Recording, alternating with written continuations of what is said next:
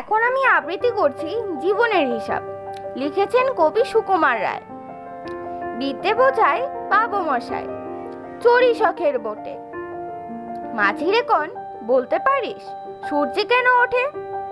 চারটা কেন বাড়ে কমে, জোয়ার কেন আসে? বৃদ্ধ মাঝি অবাক হয়ে ফেলফেলিয়ে হাসে।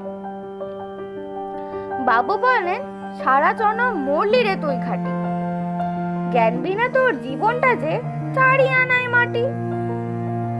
খানিক বাদে কহেন বাবু, বলতো দেখি ভেবে, নদীর ধারা কেমনে আসে পাহাড় হতে নেবে?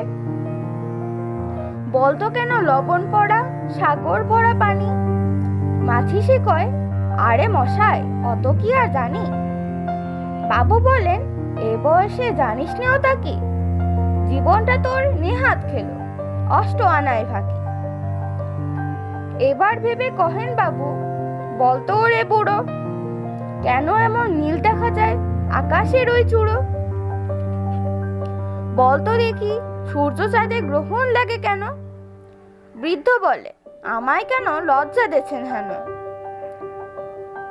বাবু বলেন, বলবো কি আর, বলবো তোরে কি তা, দেখছি এখন জীবনটা তোর 12 আনাই বৃথা। খানিক বাদে ঝড় উঠেছে, ঢেউ উঠেছে ফুলে। বাবু দেখেন নৌকোখানি ডুবলো বুঝি তুলে।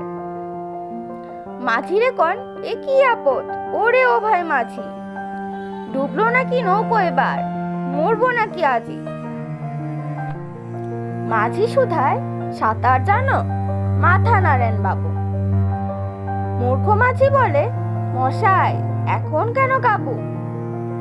বাঁচলে শেষে আমার কথা হিসেব করো পিছে, তোমার দেখি জীবনখানা 16 আনায় মিছে।